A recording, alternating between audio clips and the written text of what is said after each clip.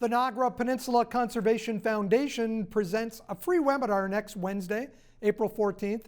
It's part of their speaker series. World-renowned photographer Mark Zelinski will be presenting from his book, Heart of Turtle Island, the Niagara Escarpment. Mark, these are some stunning, beautiful images in this book. Can you talk a little bit about how you captured these? There's one thing that I've been asked to do, and I should do, is thank the Niagara Peninsula Conservation Foundation for being a partner sponsor of this book a few years ago, and also Tom Insignia, who's the chair of the foundation, has actually sponsored this event. I traveled up and down the escarpment from Niagara to Manitoulin Island for 5 years, studying the escarpment, all the different layers of it, the geology, the communities, the flora, fauna, the greenbelt, looking at sustainability, looking at conservation areas and protected areas as well. Stunning images of the Horseshoe Falls, also Balls Falls, and different areas, but also some of the people. And I noticed some issues, or some images, I should say, that look at the indigenous population along the escarpment. The show is going to start out with 15 minutes of my travels through 80 countries, and then culminate in my Books That Heal initiative, where I donated 8,000 books over 10 years to 100 charities worldwide. Then we go into the Heart of Turtle Island book. We look at the geology, the Bruce Trail, and then we look at the communities, which I didn't really expect to get into as much as I did. In fact, 3 chapters on Indigenous communities written by Indigenous people.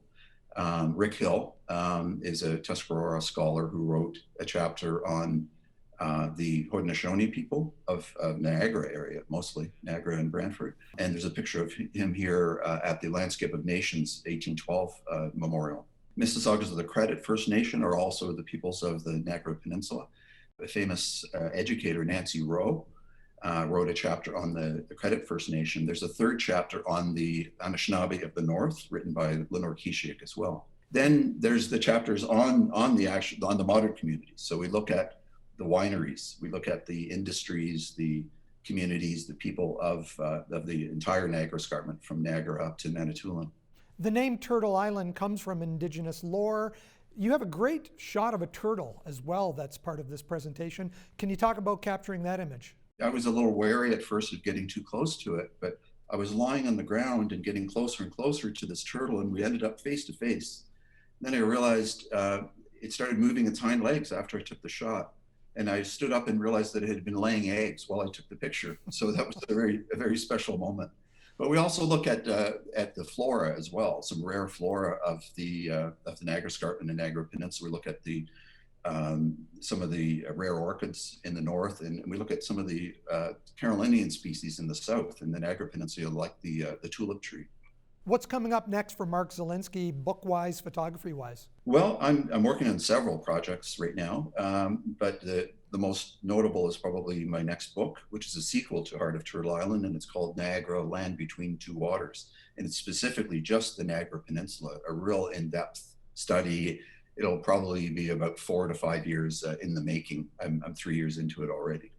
Well, maybe we'll see you with another one of these seminars as well for the Niagara Peninsula Conservation Foundation. Can you talk about how people can access this? I understand it's free, but they're supposed to register first. Yes. So I don't know if you're going to bring up the website for the Niagara Peninsula Conservation Foundation. And in their speaker series, you'll see a description of the show and a place where you can register, because there is limited space of 100 people, and that's filling up fast. So if you're interested, please register, and hopefully you'll enjoy the show.